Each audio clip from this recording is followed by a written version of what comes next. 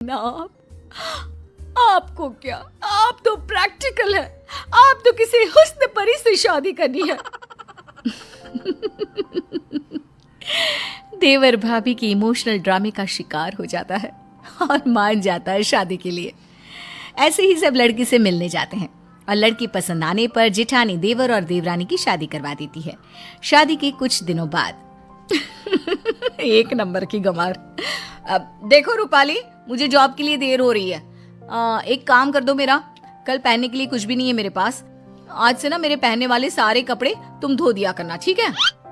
देवरानी जो जेठानी के सारे हुक्म किसी आका की तरह माना करती, वहीं जेठानी भी अपने गेम को खुलकर खेल रही थी। शाम को, अरे बहू, मेरे लिए जरा एक कप चाय बना कर लाना। रूपाली, माँ जी को एक कप चाय बना कर दे दो। लेकिन भाभी मैं तो। प्लीज रूपाली, मैं एक बहुत इंपॉर्टेंट काम कर रही हूँ, उसे बीच में छोड़कर नहीं जा सकती। जी ठीक है। अच्छा हुआ मैं अपने लिए एक घरेलू देवरानी ढूंढ कर लाई। अब मेरा काम बहुत आसान हो गया है। मुझे बस जॉब का काम करना पड़ता है, क्योंकि घर के काम तो प्यारी प्यारी देवरानी संभाल लेती है। वाह जी वाह, कितनी समझदार हूँ मैं। लेकिन दिन एक से नहीं होते। जो नया होता है वो एक दिन पुराना हो जाता है और वो रंग सामने आता है जो उसका असली रंग होता है। और फिर रूपाली, जरा मेरा फोन पास करना। और वो फोन में चार्जिंग नहीं होगा, मेरे बैग में चार्जर रख देना। और हाँ, बस जितने दिन की ऐश थी जेठानी साहिबा की, वो खत्म और देवरानी का असली चेहरा बाहर। क्यों दीदी, आप क्या कर रही हो? बैठी ही तो हो।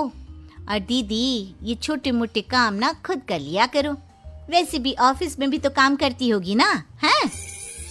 हाय रे, ये क्या, सत्ता तो अभी तो बनी थी, आक्रमण हो गया और पूरा ख्वाबों का किला धुस। ओए सुन, ज्यादा बोलने की जरूरत नहीं है, गंवार कहीं की। मैं ना होती तो किसी गांव के घर में चूल्हा फूंक रही होती। ओए होए, ये मुंह और मुख की दाल, मैं कहाँ बैठी होती ये आपको ज्यादा पता है। मेरी सुंदरता और गुणों की चर्चा 7 समंदर पार तक थी, तो मैं कहाँ होती ना, इसकी चिंता तो आप छोड़ ही दीजिए। अगले दिन, अरे माँ, ये देवरानी साहिबा कहाँ है? उठी नहीं है क्या अभी तक?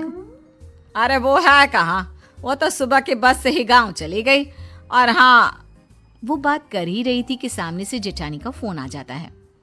सुनिए दीदी, मैं ना कुछ दिनों के लिए अपने मायके जा रही हूँ, मेरी बस का टाइम हो गया है, इसलिए मैं कपड़े और बर्तन धोकर नहीं गई हूँ, इसलिए वो काम आप ही कर लेना। और हाँ, सासू माँ का ना अच्छे से ख्याल रखना, कमाई के चक्कर में ना हवाई मत हो जाना। हाय रे, जेठानी के पैरों तले जमीन खिसक जाती है। क्यों नहीं करके गई हो? और माँ जी ने हाँ बोला था क्या जाने के लिए? और तुम्हें मुझसे पूछना चाहिए था कि जाऊं या नहीं। माना भाभी, बहुत गर्मी है, लेकिन ये क्या कि आप अपना मानसिक संतुलन ही छोड़ देती हैं। अरे बकवास करने की भी हद होती है भाभी। अच्छा, तो तुम वापस आओ, काम पूरा करो और फिर जहां जाना है जाओ। सास सब सुन रही थी।